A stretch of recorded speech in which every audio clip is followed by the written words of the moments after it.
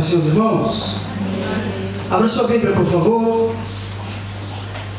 Epístola de Tiago, capítulo de número 4.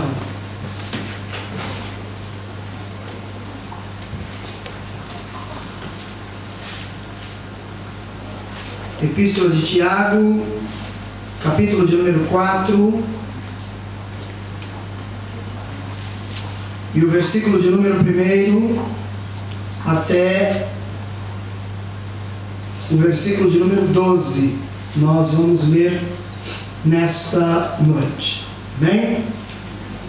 A palavra do Senhor nos diz assim: de onde procedem guerras e contendas que há entre vós? De onde, senão dos prazeres que militam na vossa carne? Cobiçais e nada tendes, matais e invejais, e nada podeis obter. Viveis a lutar e a fazer guerras, nada tendes, porque não pedes. Pedes e não recebeis, porque pedes mal, para esbanjardes em vossos prazeres. Infiéis, não compreendeis que a amizade do mundo é inimiga de Deus? Aquele, pois, que quiser ser amigo do mundo, constitui-se inimigo de Deus. Ou supondes que em vão afirma a Escritura: é com ciúme que por nós anseia o Espírito que Ele fez habitar em nós?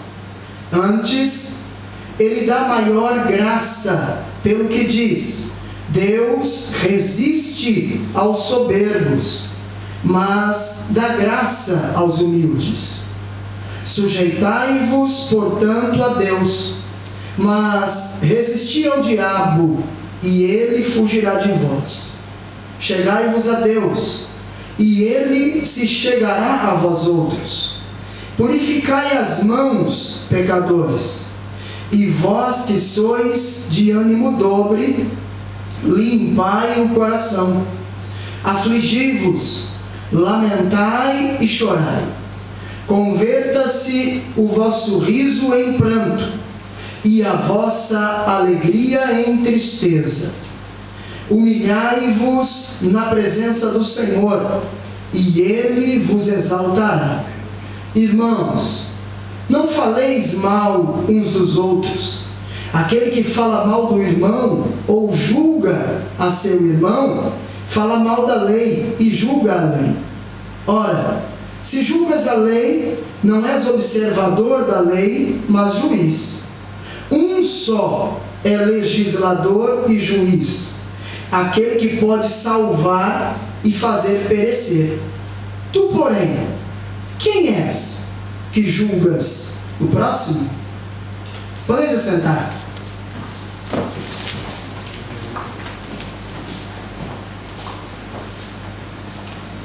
Nós estamos na 7ª mensagem desta série, Tiago, a Epístola da Fé Ativa. E nesta noite eu quero falar com você sobre como viver em um mundo cheio de guerras. Como viver em um mundo cheio de guerras. Porque veja bem, as guerras, elas são uma realidade nas nossas vidas. A despeito dos tratados de paz, dos acordos de paz que existem, nós, por diversas vezes, ouvimos, lemos em alguma reportagem, vemos em algum noticiário ou na internet, países fazendo acordo de paz. Daqui a pouco, estes acordos, eles são rompidos. E existem guerras, surgem batalhas. Não diferente, também existem batalhas entre as denominações. embora não deveria acontecer, mas acontece. Existe uma batalha, uma guerra entre nações, entre denominações cristãs. Existem guerras dentro das famílias. Existem guerras dentro do nosso próprio coração. Guerras. Nós vivemos, contemplamos inúmeras guerras, inúmeras batalhas. E Tiago, ele diz que o verdadeiro problema, ou que o nosso verdadeiro problema, não está fora de nós, está dentro de nós. Nós travamos inúmeras batalhas, mas a mais terrível, e embora poucas pessoas falam disso, nosso foco se volta sempre, quando falamos de guerra, quando falamos de batalha, nosso foco se volta sempre para a batalha no mundo espiritual, contra o inimigo, contra o adversário das nossas almas, e a gente diz que o nosso pior inimigo é o diabo. Mas eu arrisco dizer que o nosso maior inimigo mora dentro de você. O seu maior inimigo está dentro de você. A maior guerra que você trava não é com o diabo. A maior guerra que você trava não é com o irmão que está sentado do seu lado agora aí. A maior guerra que você trava é com você mesmo. O seu maior inimigo é você mesmo. Você quer ver? Olha aí o que Jesus vai nos dizer no Evangelho segundo escreveu Mateus, capítulo 15.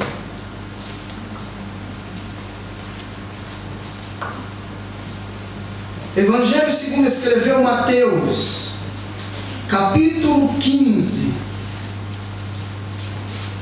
versículos 19 e 20, diz assim: porque do coração procedem maus desígnios, homicídios, adultérios, prostituição, furtos, falsos testemunhos, blasfêmias.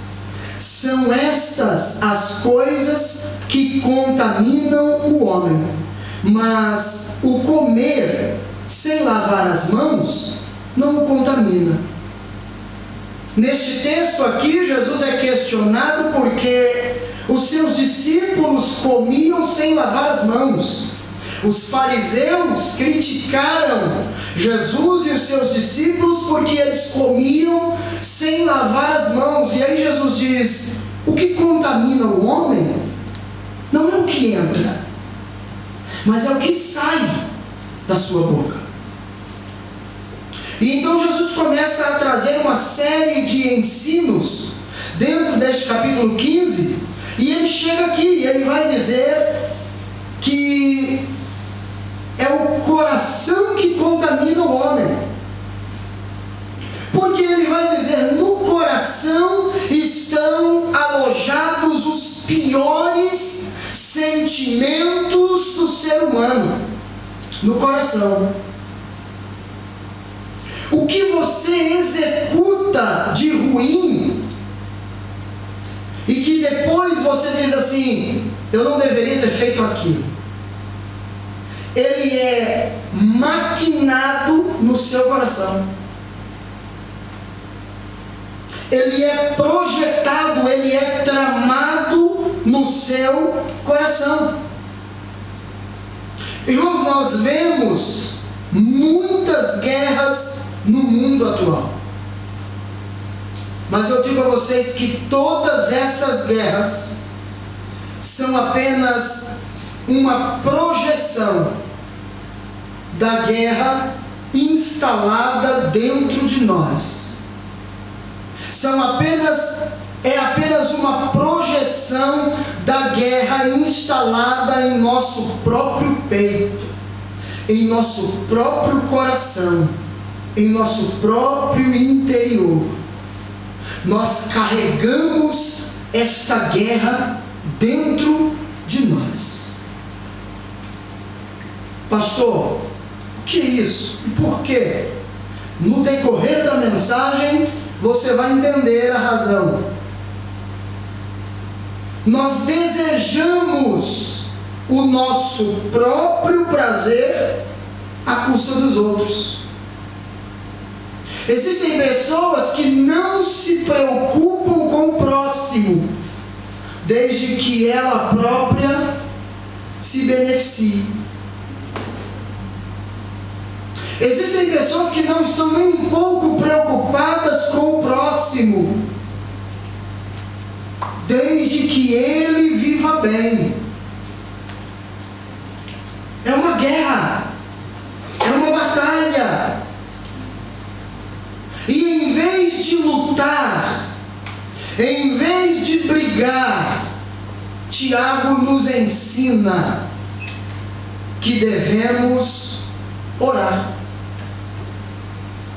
que devemos falar com Deus. E quando nós meditamos no texto que nós lemos, nesta primeira parte deste capítulo 4, nós encontramos Tiago falando sobre 3 tipos de guerras que nós enfrentamos. 3 tipos de guerras que nós enfrentamos: contra as pessoas, contra nós mesmos e contra Deus. Contra as pessoas, contra nós mesmos e contra Deus.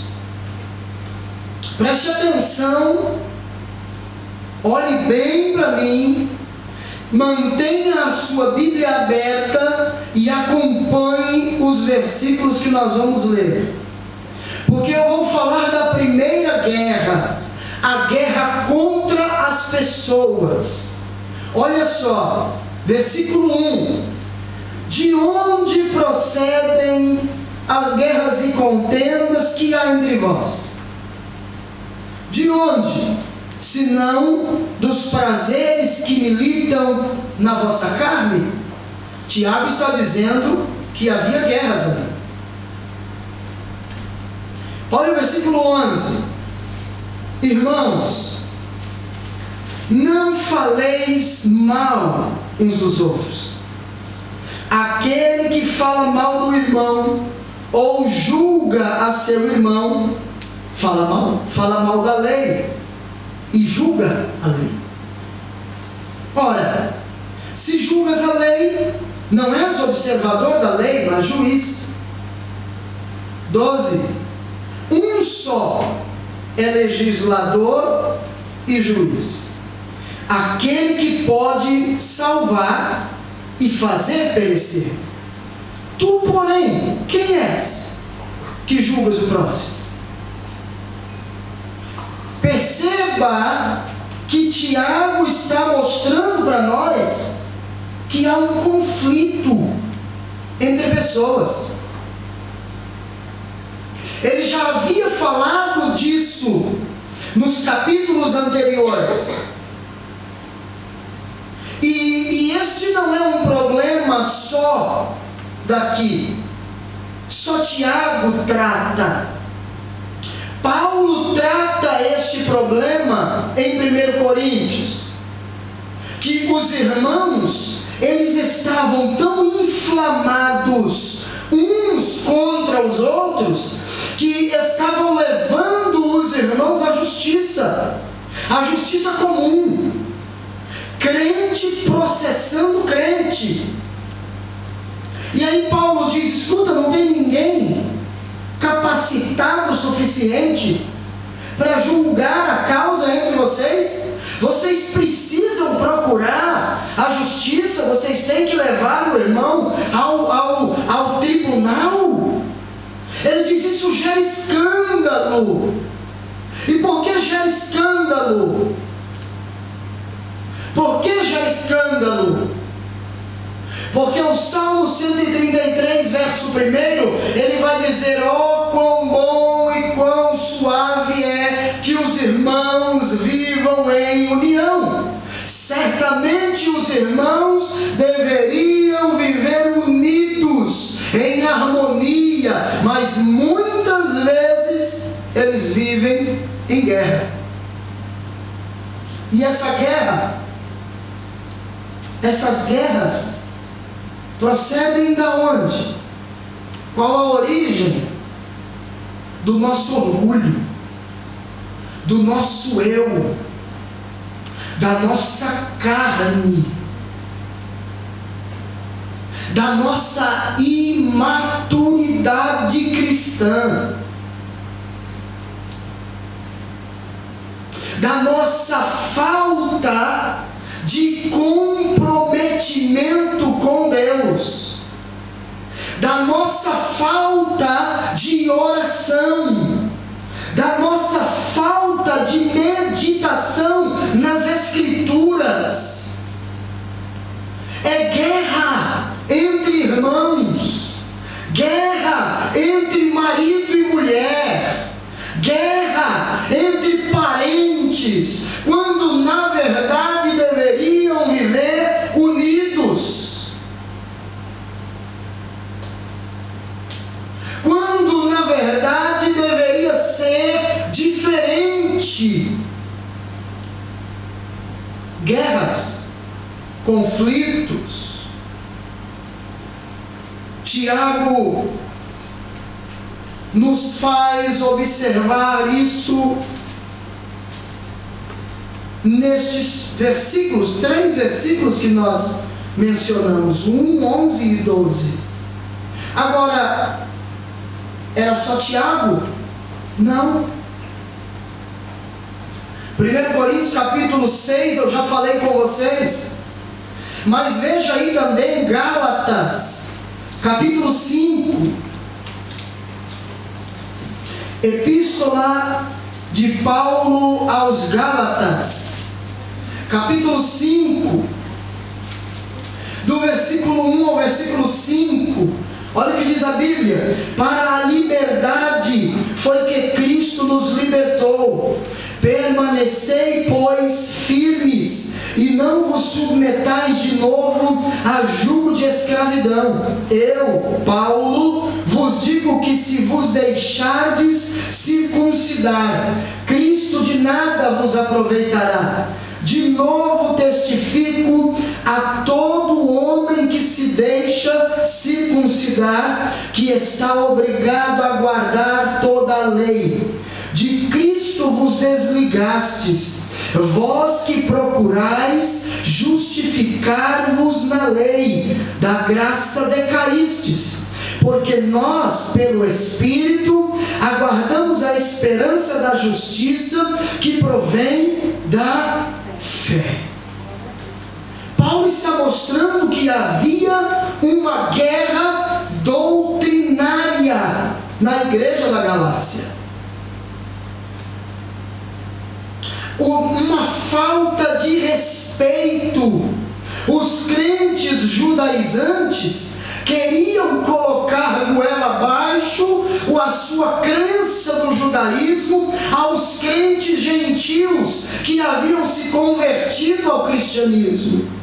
Aos irmãos, aos gentios que haviam se convertido ao cristianismo, eles agora queriam dizer que para serem salvos, eles também precisavam aderir aos princípios da lei mosaica. E Paulo disse a eles: se vocês circuncidarem, se vocês quiserem se justificar baseado na lei, vocês decaíram da graça. Um conflito Paulo está tratando na igreja da Galácia. Mas aos crentes de Éfeso, Paulo também adverte. Olha aí aos Efésios, bem do ladinho de Gálatas, aos Efésios, capítulo de número 4. Olha no versículo 3, o que Paulo escreve aos irmãos: esforçando-vos diligentemente por preservar a unidade do Espírito no vínculo da paz. Ele diz o quê? Que precisa haver um esforço, que precisa haver algo mais.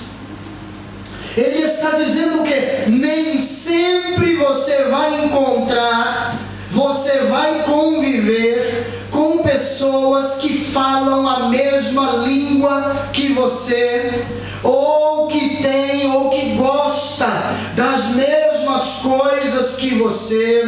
Você às vezes vai encontrar alguém que não vai concordar com você, e você vai ter que aprender a lidar com ele.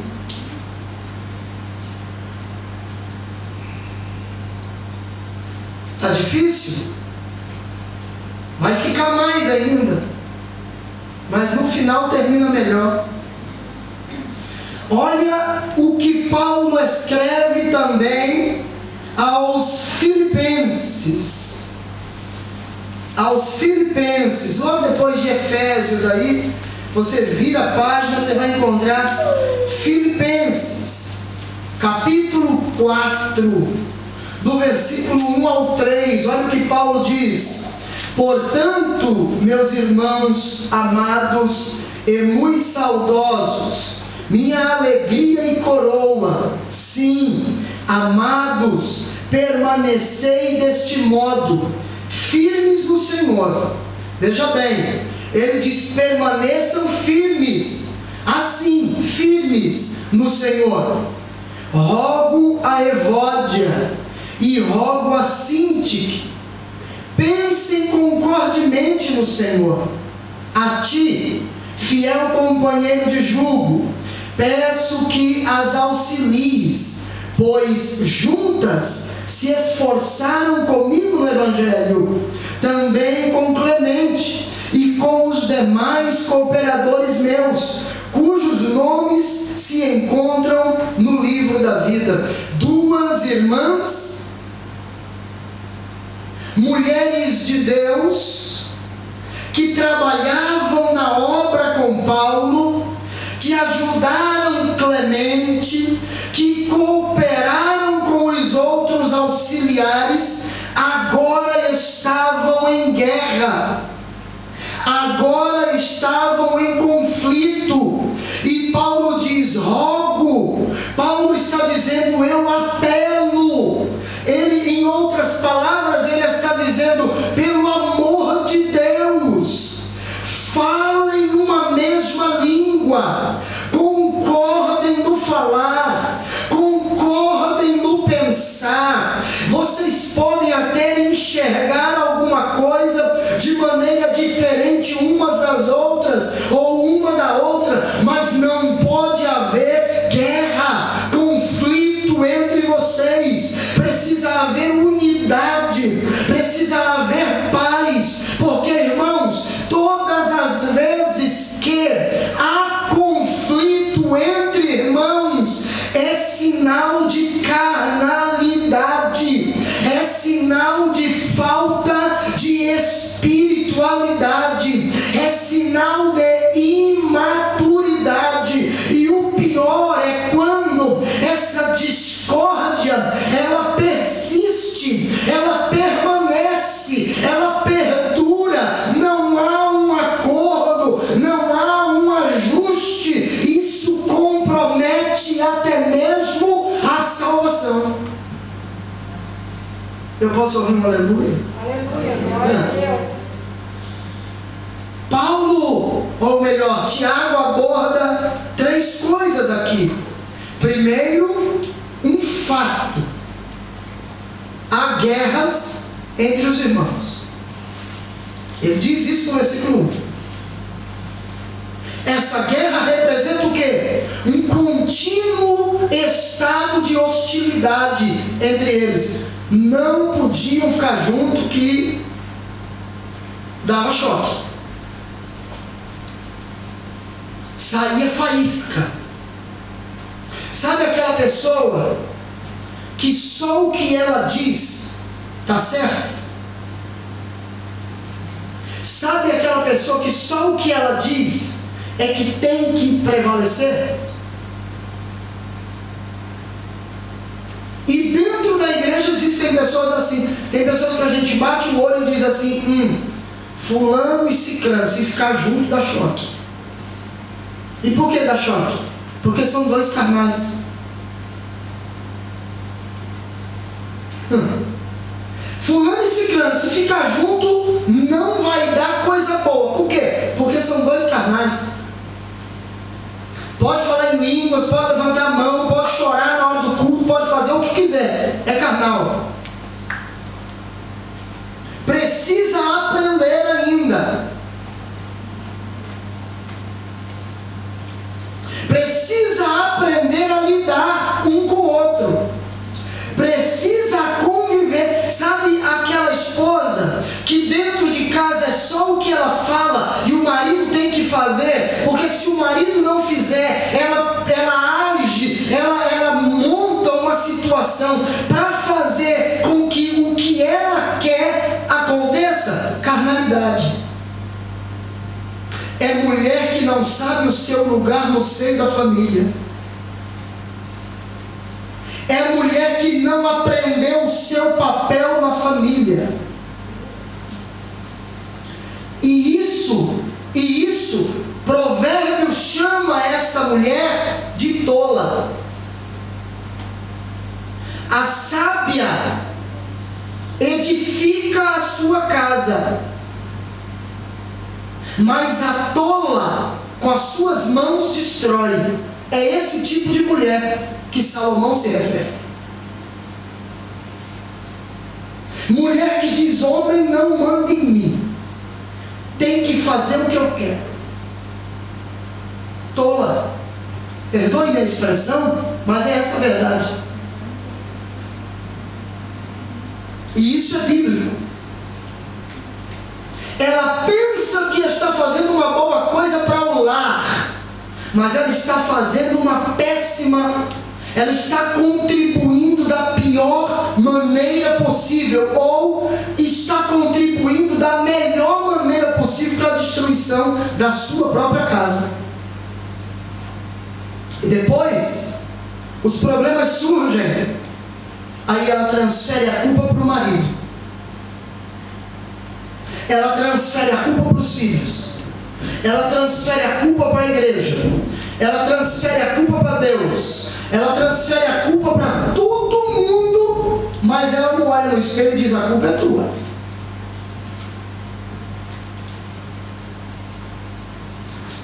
Ela não olha para ela e diz: eu errei, eu não deveria ter feito isso. Ela não procura o marido e diz assim: amor, bem, queridinho, sei lá como você chama o seu marido, eu errei, eu não deveria ter forçado a situação,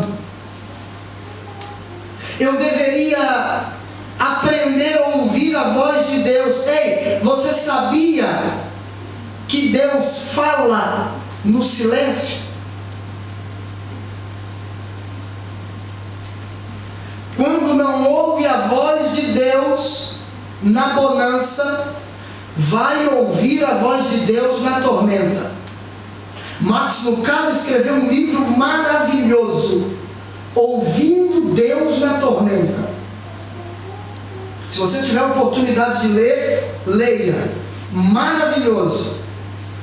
Ouvindo Deus na Tormenta. Existem pessoas que têm dificuldade de ouvir Deus na bonança. Tem dificuldade ouvir Deus quando as coisas estão caminhando. Aí vai ouvir Deus quando a tempestade chega.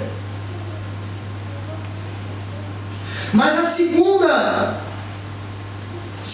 coisa que Tiago aborda aqui, a primeira, um fato. Havia guerra entre eles. Segunda coisa, uma causa. Uma causa. Qual era a causa das guerras?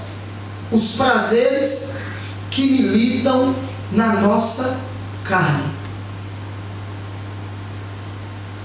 E aí, Tiago diz que os nossos desejos são como um campo armado, pronto para guerrear. Os nossos desejos, a minha vontade tem que prevalecer. A minha vontade tem que ser o que eu quero. Se não for o que eu quero, eu armo um barraco. É carnal, irmão. É crente carnal. É crente que ainda não aprendeu com Jesus. Terceira coisa que Tiago aborda, que Tiago nos mostra ali, é uma prática: a cobiça. A cobiça. Mas a segunda guerra que nós vamos ver aí, a parte B do versículo 1 até o versículo 3. A parte A diz: de onde procedem guerras e contendas entre vós? A parte B diz: de onde? Senão dos prazeres que militam na vossa carne? Cobiçais e nada tendes, matais e invejais e nada podeis obter, viveis a lutar e a fazer guerras, nada tendes, porque não pedes, pedis e não recebeis, porque pedes mal, para esbanjardes em vossos prazeres. Segunda guerra que Tiago relata: a guerra contra nós mesmos. A guerra contra nós mesmos. É interessante isso aqui. E por que isso é interessante? Porque Tiago está mostrando que a fonte de todas as guerras está dentro do nosso próprio coração. Olha o capítulo 3 dessa mesma carta de Tiago. Capítulo 3. Olha o versículo 14. Versículo 14. Presta atenção aí. Se pelo contrário tendes em vosso coração. Tendes aonde? Aonde, irmão? Se tendes em vosso coração inveja amargurada e sentimento faccioso, nem vos glorieis disso, nem mintais contra a verdade. Olha o 16. Pois onde há inveja e sentimento faccioso, aí há confusão e toda espécie de coisas ruins. Tiago está mostrando sentimentos que não se vê no exterior do ser humano. Ninguém vê a amargura na roupa de ninguém.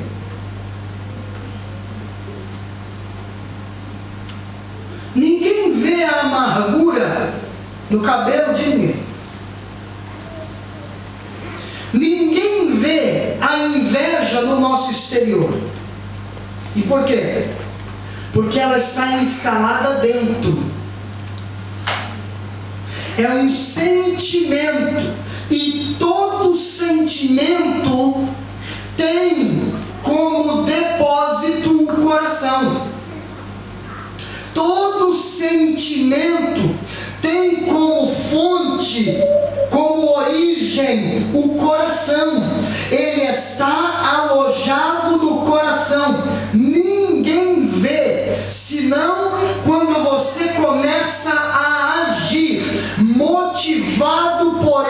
sentimento ruim que está dentro de você. Sabe o que é interessante?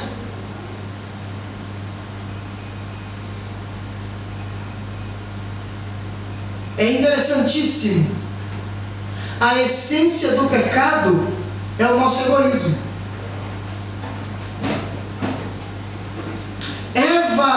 Eva caiu. Por quê? Porque quis ser igual a Deus. Não foi essa a estratégia usada por Satanás? Não, se você comer desse fruto, você não vai morrer. Vocês vão ser como Deus. Vocês vão saber. Vocês vão ter conhecimento. Vocês vão ser semelhantes a Deus. E o desejo de ser semelhante a Deus derrubou Eva, o egoísmo.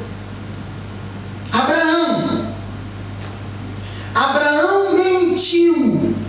Por que Abraão mentiu? Por que Abraão mentiu?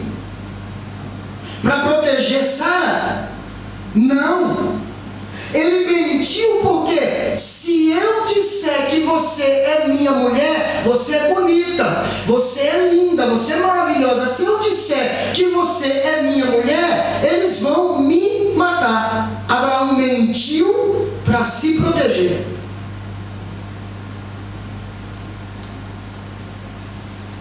O egoísmo. Ele preferiu ferir um princípio bíblico do que confiar em Deus, do que ter a certeza de que Deus cuidaria dele. Ele quis dar o seu jeitinho para se dar bem. E muitas vezes nós somos assim. A gente mente para evitar uma correção, porque a gente sabe que o que está fazendo está errado. A gente omite para evitar uma repreensão, porque a gente sabe que se disser tudo, a gente está errado e a gente vai passar por uma correção. Isso é o quê? Egoísmo.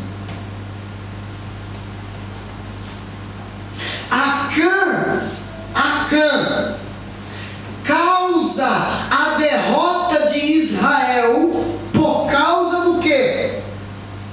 Porque ele egoisticamente toma para si o que era proibido. Egoísmo. Pensou em si mesmo. Todas as vezes que eu coloco o meu eu na frente, eu prejudico alguém. Todas as vezes que o meu eu prevalece, eu prejudico alguém.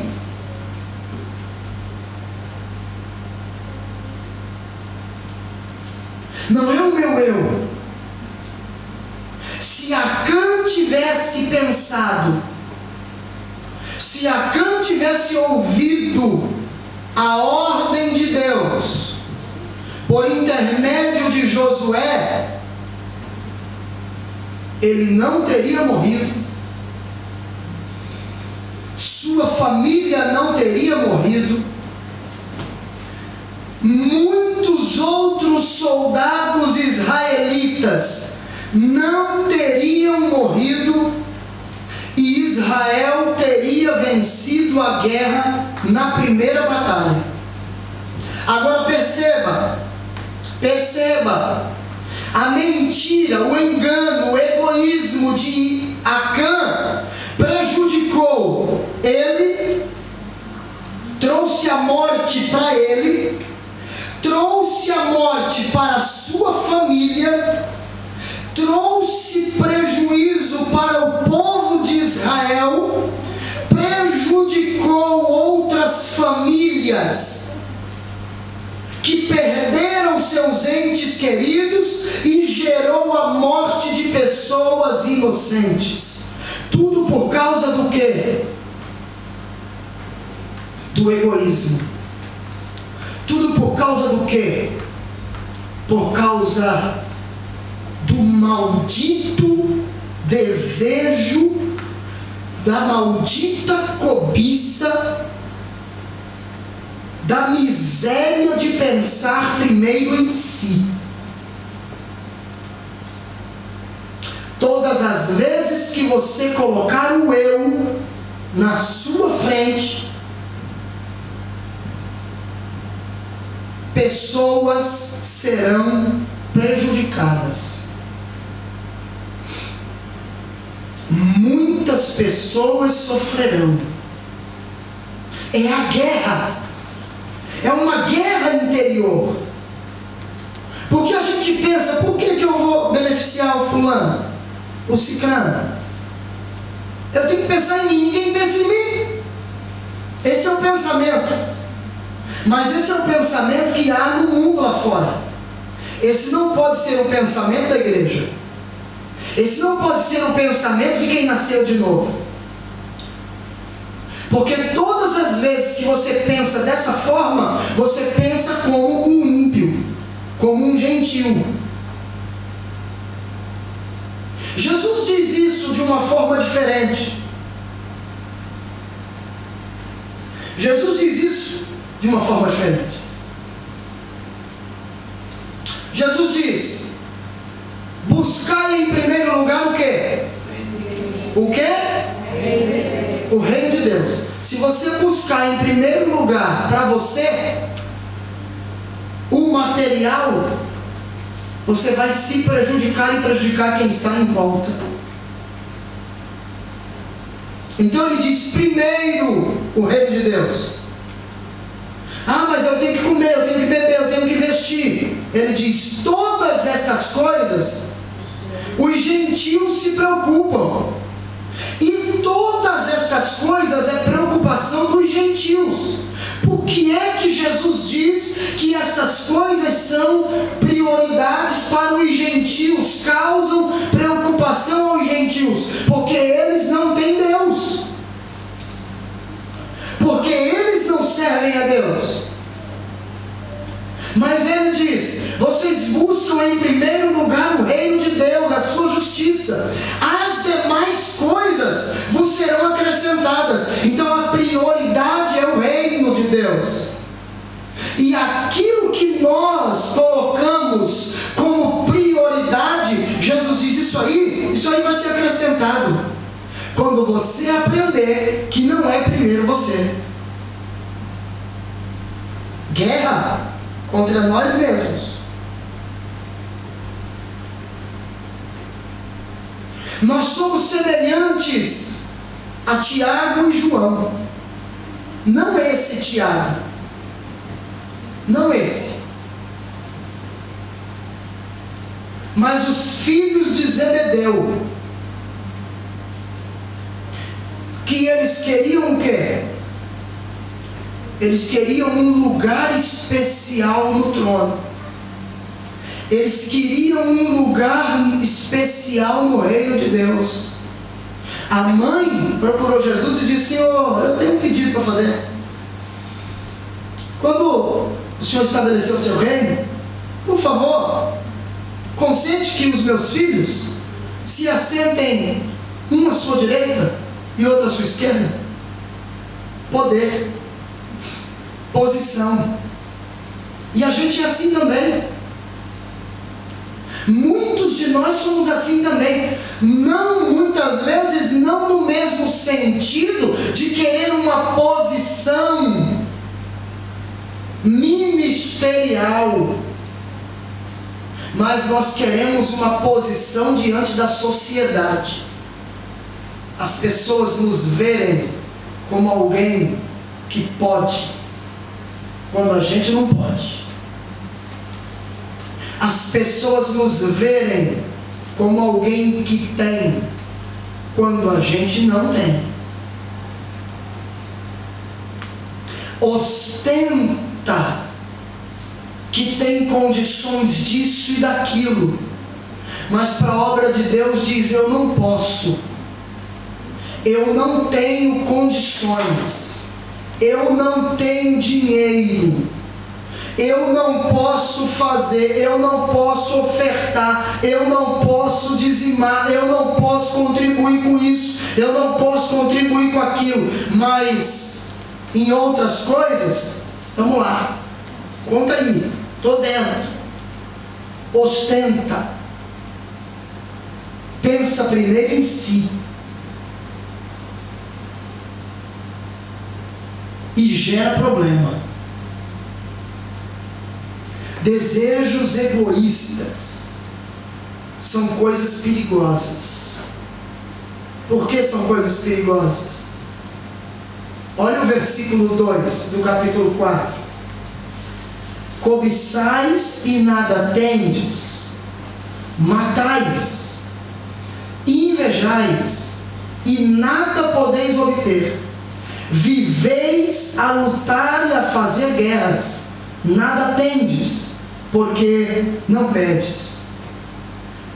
Desejos egoístas são perigosos. Por quê? Porque eles levam a ações erradas.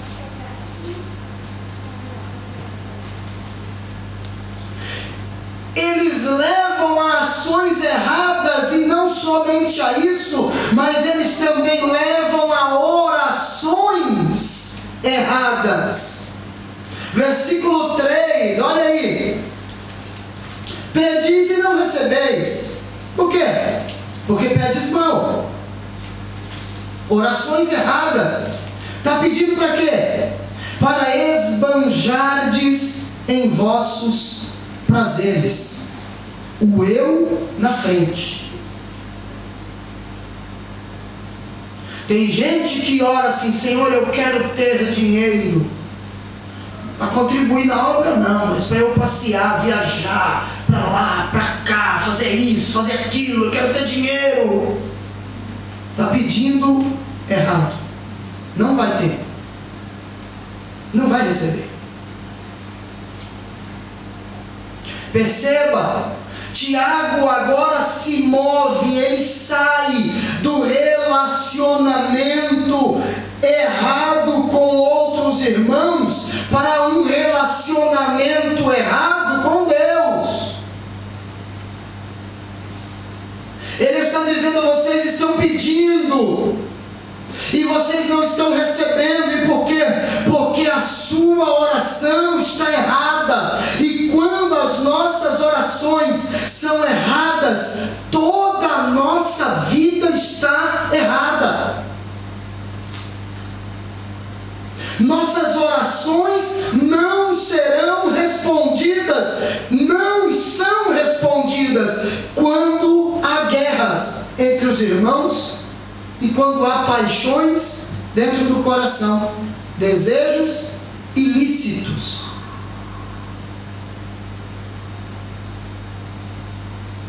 Quando temos guerra entre irmãos, temos a comunhão com Deus interrompida.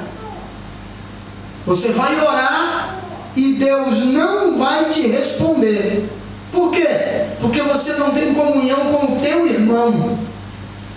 E se você não tem comunhão com o teu irmão, você não tem comunhão com o céu.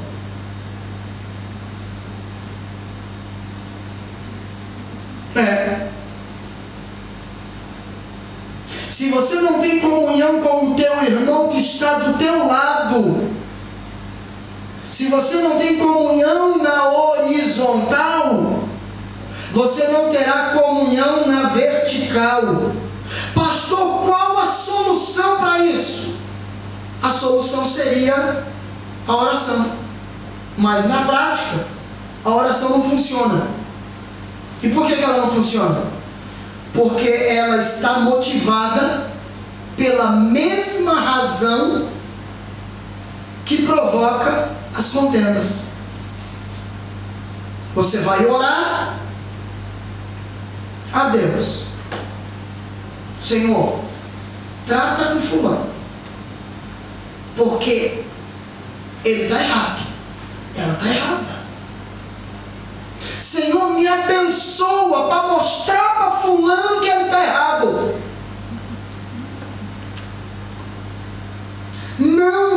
recebendo um quinha da Silva.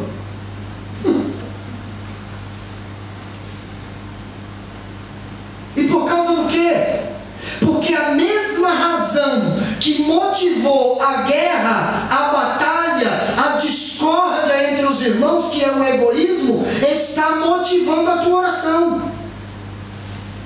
E o nosso coração, irmão, você precisa entender isso, é um laboratório onde as guerras são criadas.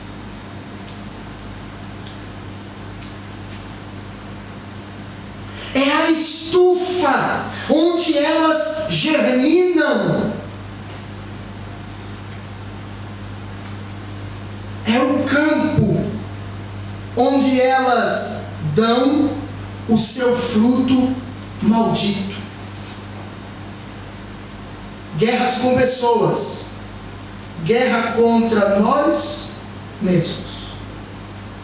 E a última guerra, a guerra contra Deus. Capítulo do versículo 4 até o versículo 10. A guerra contra Deus.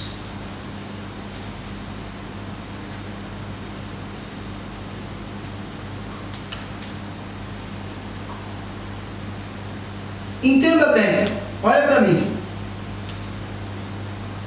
Toda guerra, a raiz de toda guerra é a rebelião contra Deus. Se você guerrear contra o irmão, você está guerreando, você está se rebelando contra Deus.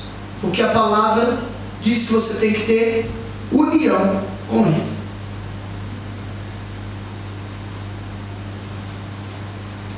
Toda guerra, a raiz de toda guerra é a rebelião contra Deus. Você guerreia contra você mesmo para não fazer o que a palavra de Deus diz. Você está em rebelião contra Deus.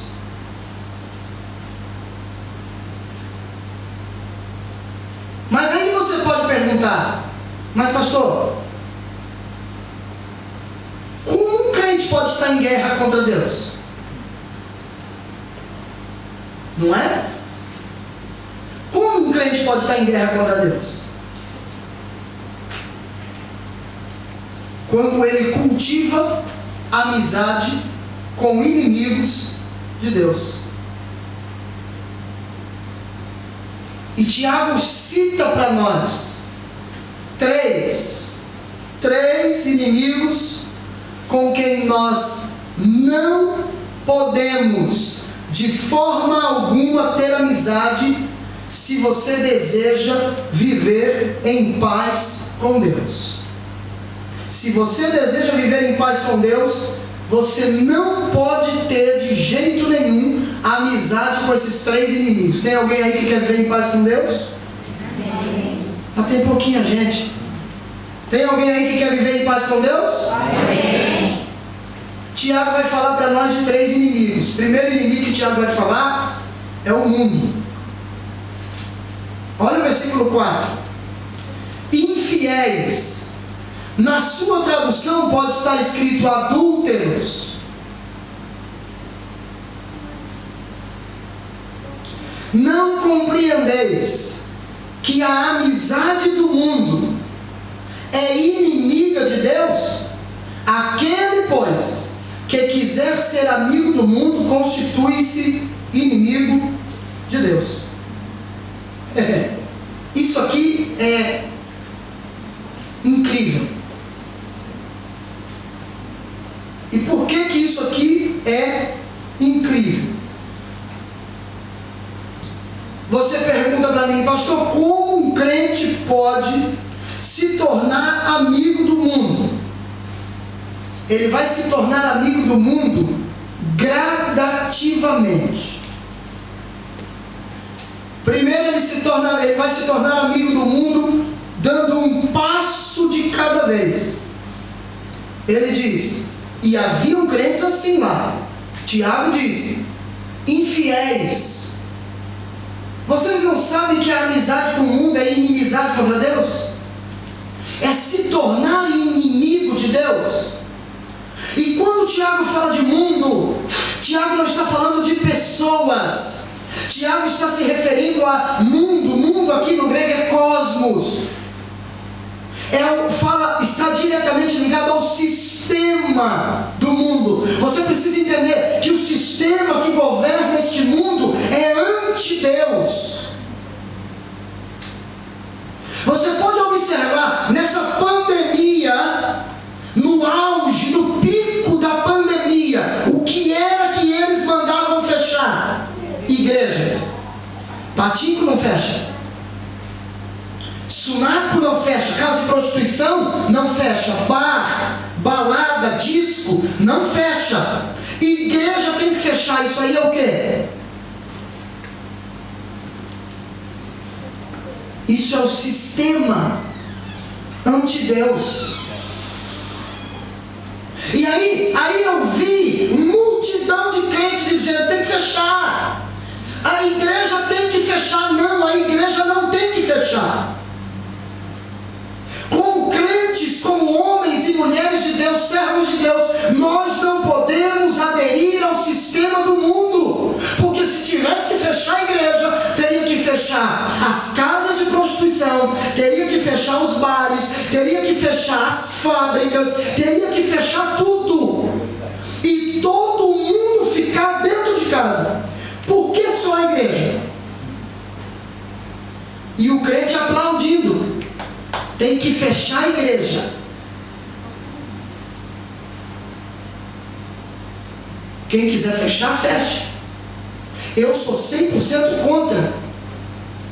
Essa mensagem vai para o YouTube. Daqui a pouco um monte de gente que é a favor de fechar a igreja, vai ouvir. Eu não estou preocupado com isso. Vai assistir. Eu não estou nem aí com isso.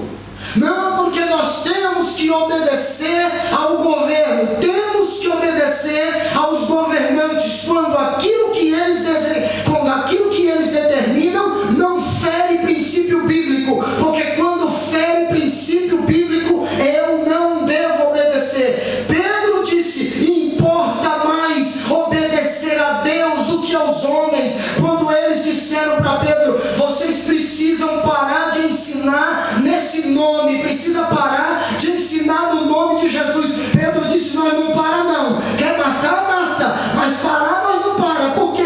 Porque importa mais obedecer a Deus do que aos homens.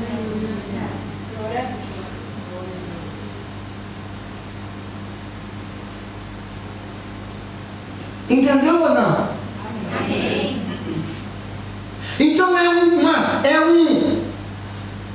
uma amizade com o mundo que vai acontecendo de forma gradativa. Ele vai sendo contaminado pelo mundo. Olha o versículo 27 do capítulo 1 dessa carta de Tiago. Olha o capítulo 1. A religião pura e sem mácula para com o nosso Deus e Pai é esta: visitar os órfãos e as viúvas nas suas tribulações, e a si mesmo guardar-se incontaminado do mundo. Eu sou crente de verdade, eu sou. Mas está envolvido com o sistema mundano. Prioriza o mundo do que Deus, do que as coisas de Deus. Quando eu me contamino com o mundo, é gradativo.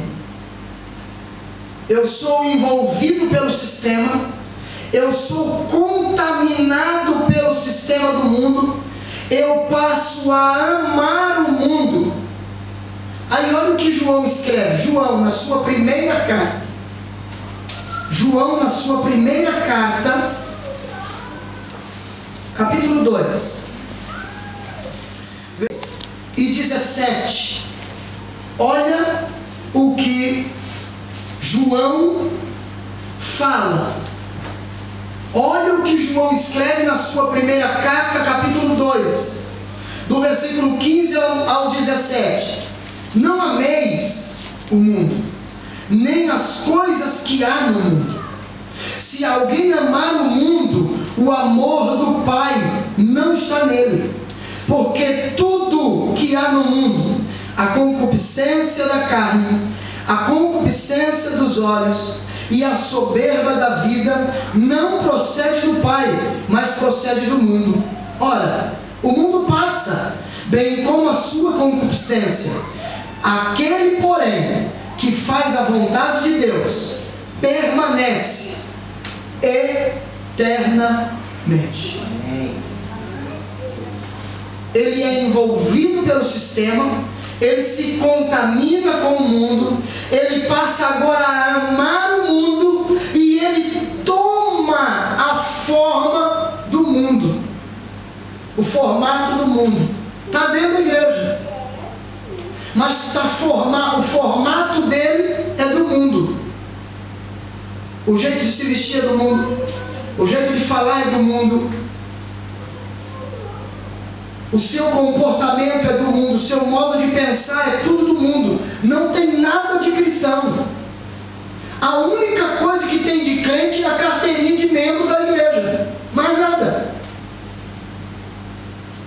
Senta no banco, canta nos grupos, toma ceia, mas não tem nada de Jesus. Olha o que Paulo escreve. Abre lá em Romanos 12, você já conhece. Romanos 12, você já conhece. Versículo 2: e não vos conformeis com este século. Na sua tradução vai estar escrito com este mundo. Mas transformai-vos pela renovação da vossa mente, para que experimenteis qual seja a boa, agradável e perfeita vontade de Deus. O que é que Paulo está dizendo para nós? Crente com o formato do mundo está distante das coisas de Deus, e ele jamais vai provar a boa, a agradável e a perfeita vontade de Deus. É por isso que tem crente que entra ano, sai ano, não muda nada na sua vida. Ele não ata e nem desata, não vai para frente nem para trás, está parado, está estacionado. Aí ele olha o irmão da direita, o irmão da esquerda está indo, está avançando, está crescendo, e aí ele diz: nossa, o irmão ó, chegou ontem, já olha, aceitou Jesus ontem, e já está aí, já até prega, já foi batizado com o Espírito Santo, já recebeu os dons, é animado, está fazendo a obra. O pastor dá oportunidade, o irmão dá oportunidade, o irmão dá oportunidade. Eu estou aqui há tanto tempo e nada muda na minha vida. Por quê? Aí diz assim: ah, o pastor não gosta de mim, ah, a irmã do ciclo de oração me detesta, o líder da mocidade não pode nem me ver. Não é nada disso. É que o formato que você está é o formato do mundo. E quem está no formato do mundo não cresce. Quem está no formato do mundo não desenvolve. Crente que fala palavrão não pode ter oportunidade nem para trazer copo d'água no púlpito. Quem dirá para falar da Bíblia? Vai falar o que da Bíblia? E ainda tem alguns que são ousados a elevado ao cubo.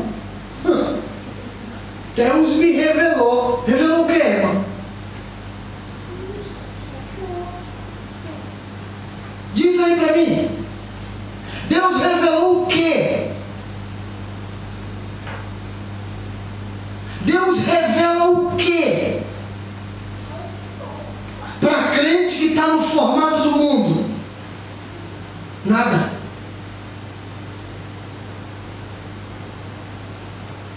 Nada. A carne te revelou. A sua vontade é que está falando, não é Deus. Porque o Deus da Bíblia, Ele preza pela coração, pela santidade, Ele não vai revelar coisas eternas para crentes carnais, porque se Ele fizer isso, está indo contra a sua própria palavra, porque a sua palavra diz que o homem natural não compreende as coisas do Espírito de Deus. Jesus encontra Nicodemos, nós já ouvimos hoje aqui alguém dizer, lê o texto de João 3, nossa irmã que nos antecedeu, lê o texto de João 3, ei Nicodemos, você é doutor, você tem o conhecimento da letra, você é mestre em Israel, mas se não nascer de novo, não vai compreender o que é eterno. O que é eterno só é compreendido e só é revelado a quem nasce de novo. Tem crente nascido de novo hoje aqui? Será que tem? Então levanta a mão e adora a Jesus esta noite. Glória a Deus, Glória a Deus, aleluia. Qual é o resultado disso? Ele é envolvido pelo sistema, ele é contaminado pelo mundo, ele ama o mundo, aí ele toma a forma do mundo. Qual é o resultado disso? É ser condenado com o mundo. E Paulo diz isso na sua primeira carta aos Coríntios, capítulo 11, versículo 32, ele diz que nós somos julgados e repreendidos pelo Senhor para não sermos condenados com o mundo. O mundo será condenado, e todo aquele que tem a forma do mundo será condenado com o mundo. Tiago está tratando da vida prática, é uma carta da fé ativa, da fé prática. Falar é muito bonito, mas melhor do que falar é praticar o que se fala. Irmão, você precisa entender que a amizade com o mundo é uma espécie de adultério espiritual. O crente está casado com Cristo. Vou mostrar para você. Você acredita ou não?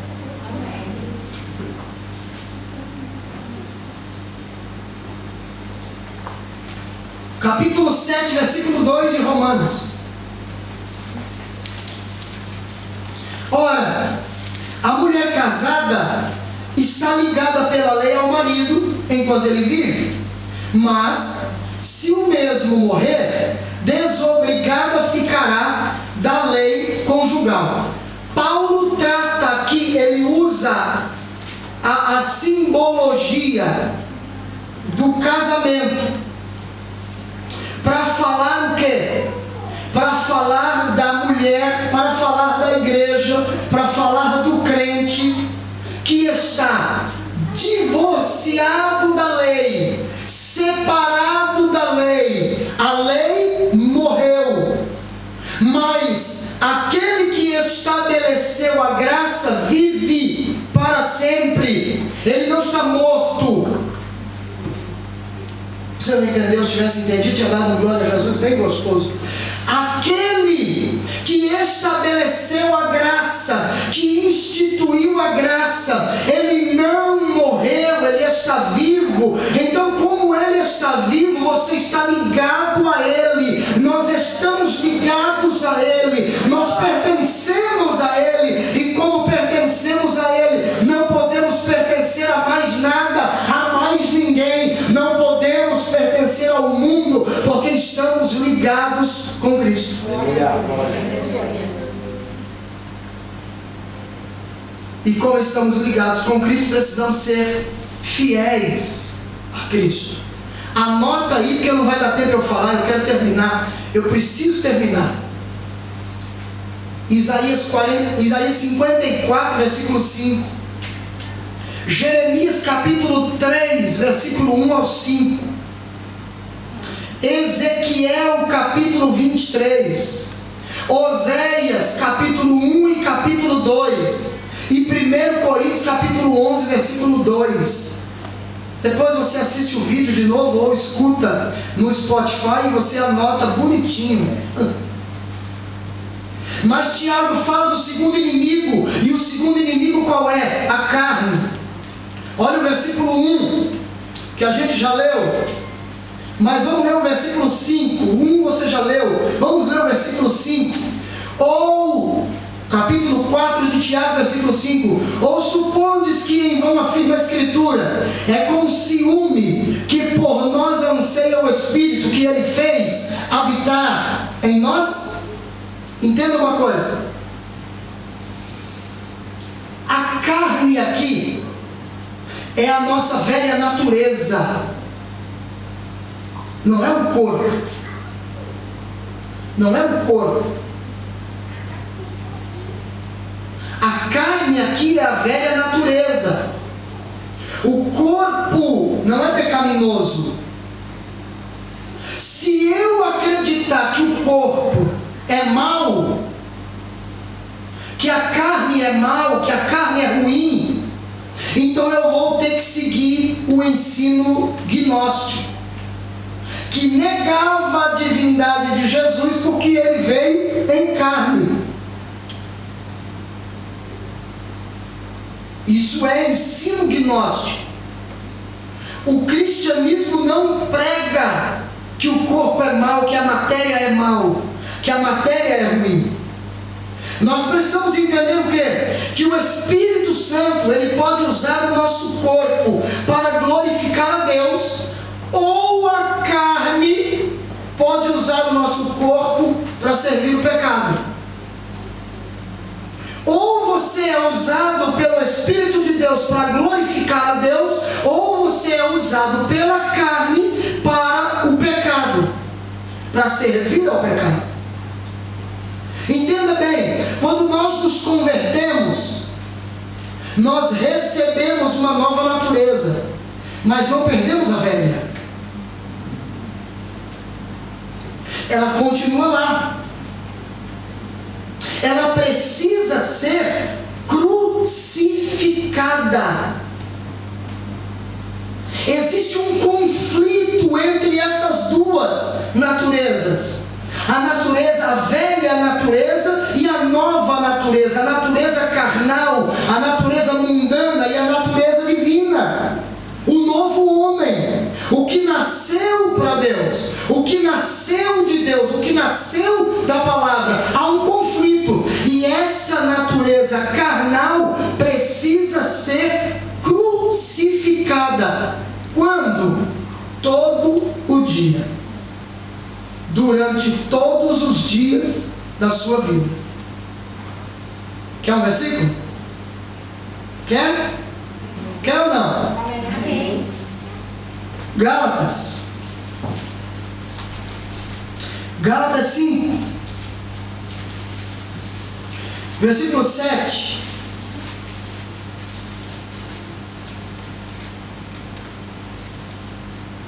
Gálatas capítulo 5. Olha só.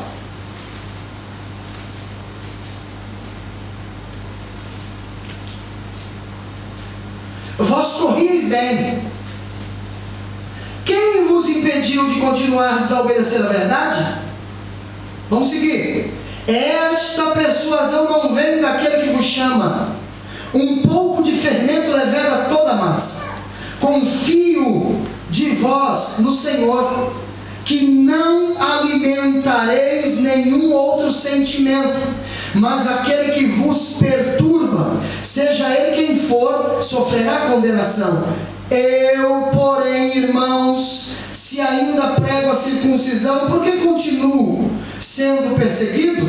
Logo está desfeito o escândalo da cruz. Tomara até se mutilassem os que vos incitam à rebeldia. Paulo está tratando aqui da carne, o conflito da natureza carnal com a natureza espiritual. Agora, olha o 17. Porque a carne milita contra o espírito,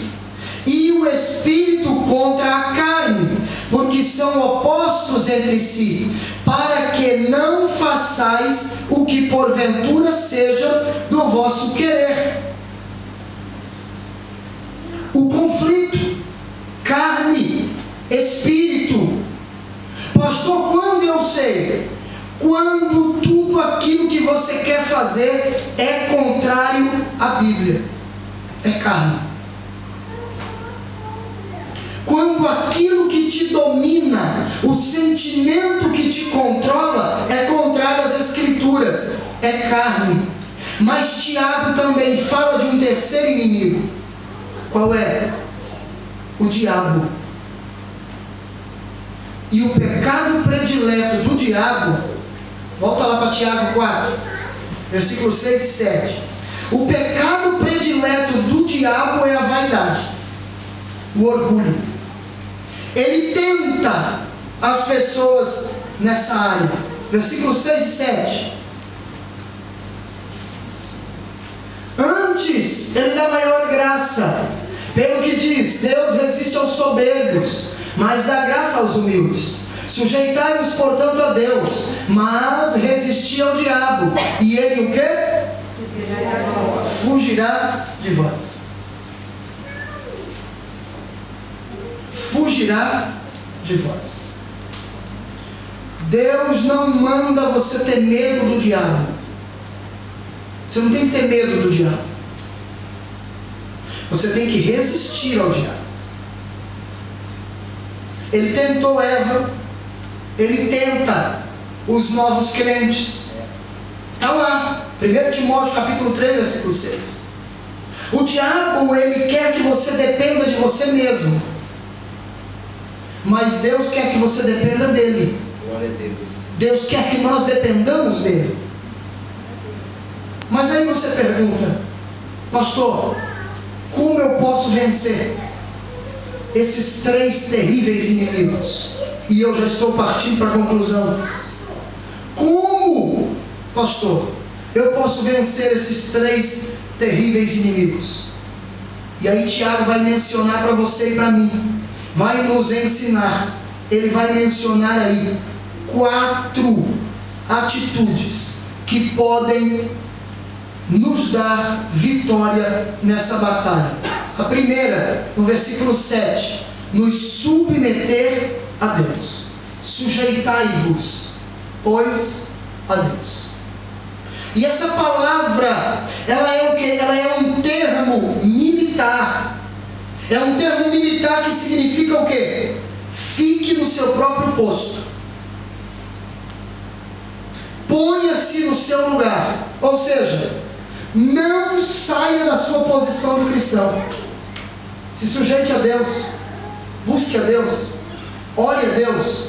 Clame a Deus. Segundo, nós devemos resistir o diabo. Também no versículo 7. Como eu disse, o diabo não é para ser temido, é para ser resistido.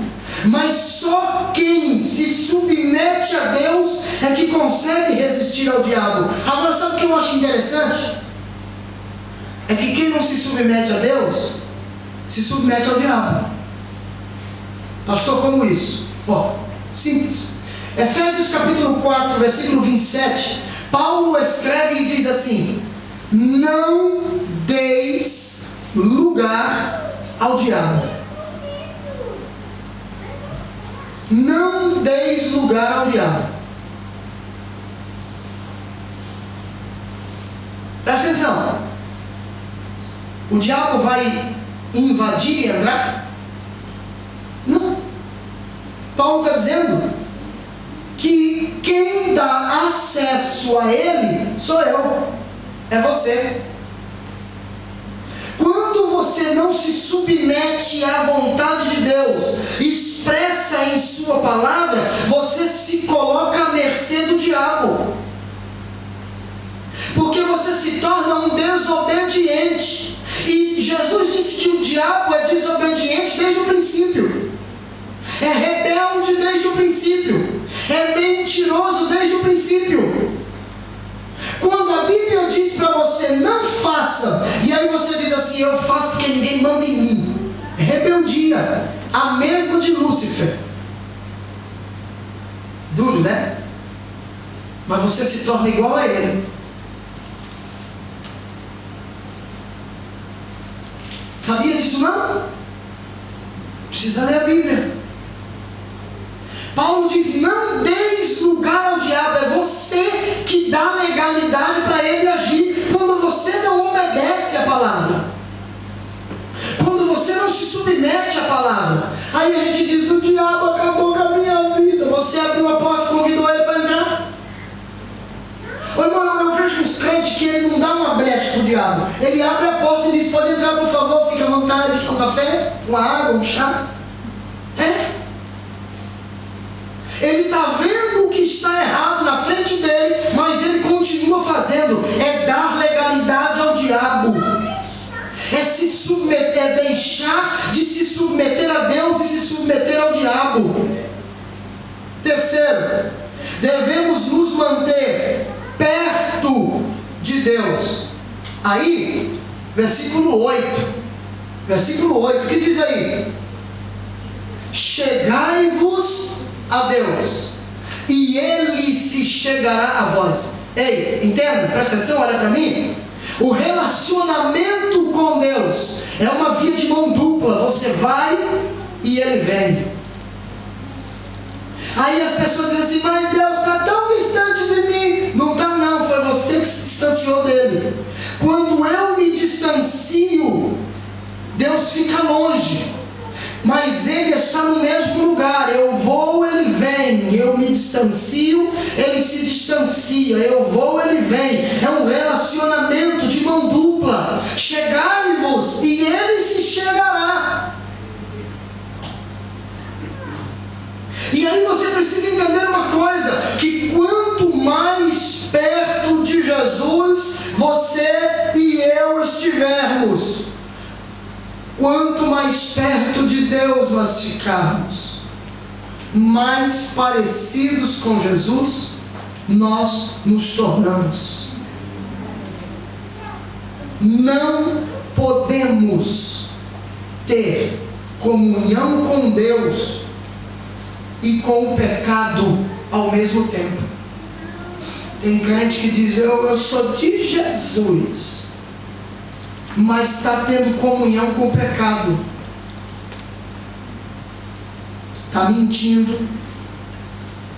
Está fazendo o que a palavra diz que não é para fazer. Está priorizando o eu. Está priorizando as coisas que a Bíblia não prioriza. É pecar.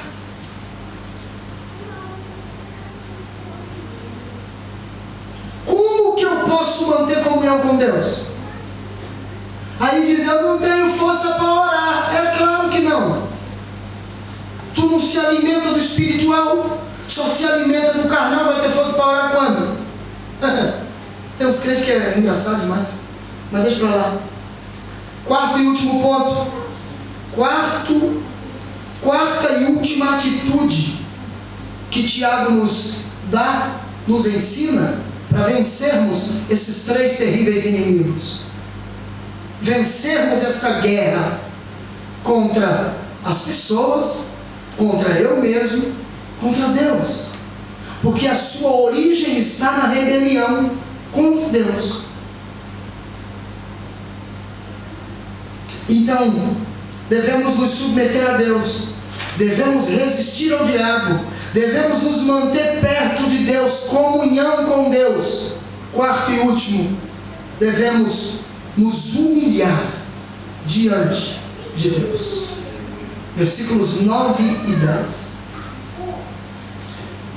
Irmãos, a gente tem a tendência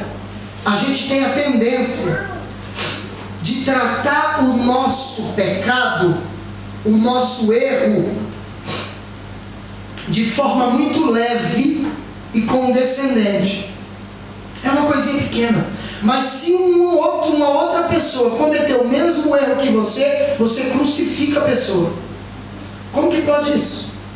Olha lá, é correto? Mas você pode. Para mim tudo bem. não é uma coisa assim tão grande. Por que o pastor está chamando a atenção se isso aí não é uma coisa assim tão terrível? Continua no pecado, porque acha que o seu erro é leve, porque acha que o seu erro não é tão erro assim, é por uma causa justa. Não existe erro que apoie causa justa, ou causa justa que seja apoiada por um erro. Fazer algo certo fundamentado em algo errado, não existe. Não há. Mas Tiago, ele nos exorta a quê? A nós enfrentarmos o nosso pecado seriamente. Você leu aí o versículo 9? Afligi-vos, lamentai, chorai, converta-se o vosso riso em pranto e a vossa alegria em tristeza. Afligi-vos, lamentai, chorai. O crente leva uma repreensão hoje porque pecou, ele está dando risada daqui 5 minutos. Eu errei e o pastor chamou minha atenção, eu pequei e eu fui repreendido, mas eu estou rindo. Sabe por quê? Porque ele não sente a dor do pecado. O pecado é algo normal na sua vida. O pecado faz parte da normalidade da sua vida. Mas Tiago não diz isso. Tiago manda a gente tratar seriamente os nossos pecados. Isso não pode, isso está errado, isso não vai mais acontecer. Eu preciso me posicionar. Irmão, quer ser exaltado? A porta para a exaltação é a humilhação diante de Deus. Aí Tiago termina dizendo: humilhai-vos na presença do Senhor e Ele vos exaltará. Chore pelo seu pecado, lamente pelo seu erro, se humilhe diante de Deus e Ele te exaltará. Ele vai te exaltar, te botar nas prateleiras mais altas? Não, porque quem peca está prostrado, quem peca está caído. Ele vai te levantar de novo, Ele vai te sustentar de novo. Mas reconheça o seu erro, reconheça o seu pecado, abandone o seu pecado. O Salmo 51, verso 17 vai dizer que Deus não rejeita o coração quebrantado e contrito. Deus olha para o homem, entenda isso e nunca se esqueça. Deus olha para o homem que é humilde de coração e que treme diante da palavra do Senhor. Isaías capítulo 66 versículo 2 diz isso, e eu encerro, eu concluo dizendo que quando estamos em paz com Deus, temos paz uns com os outros, e então uma fonte de paz começa a jorrar de dentro de nós. Amém? Fica de pé, por favor.